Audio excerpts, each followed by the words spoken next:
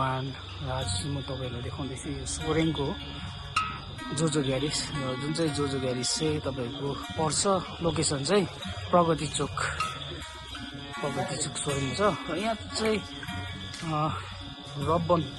भन्ने चाहिँ जुन चाहिँ अनर छ एकदम राम्रो पाउँछ यहाँनिर चाहिँ तपाईँहरूले हेर्न सक्नुहुन्छ र यसमा चाहिँ हेर्नुहोस् जति पनि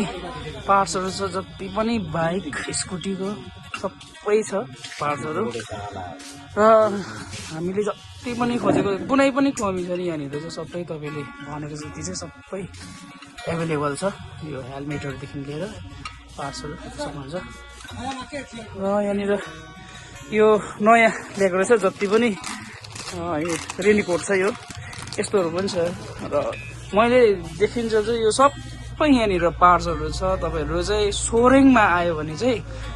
कुनै पनि बिग्रेर आउनु सक्नुहुन्छ र यहाँनिर चाहिँ सबै एभाइलेबल छ तपाईँहरूले देख्न सक्नुहुन्छ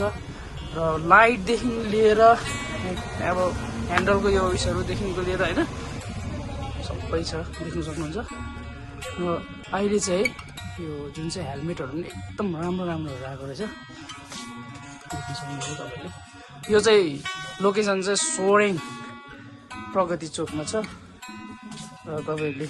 यहाँनिर विशेष चाहिँ छोटो ग्यारेज भनेर पनि तपाईँहरूले चाहिँ चिन्न सक्नुहुन्छ र यहाँ चाहिँ विशेष चाहिँ जोजो ग्यारेज पनि भन्छ र छोटो भनेपछि चाहिँ सबैले चिन्छ यहाँ चाहिँ सबै कुरा पाउँछ तपाईँहरूले आयो भने चाहिँ सोरेङ आयो भने चाहिँ यहाँ तपाईँहरू चाहिँ निक्लिन सक्नुहुन्छ सोरेङमा चाहिँ एकदम राम्रो छ चलेको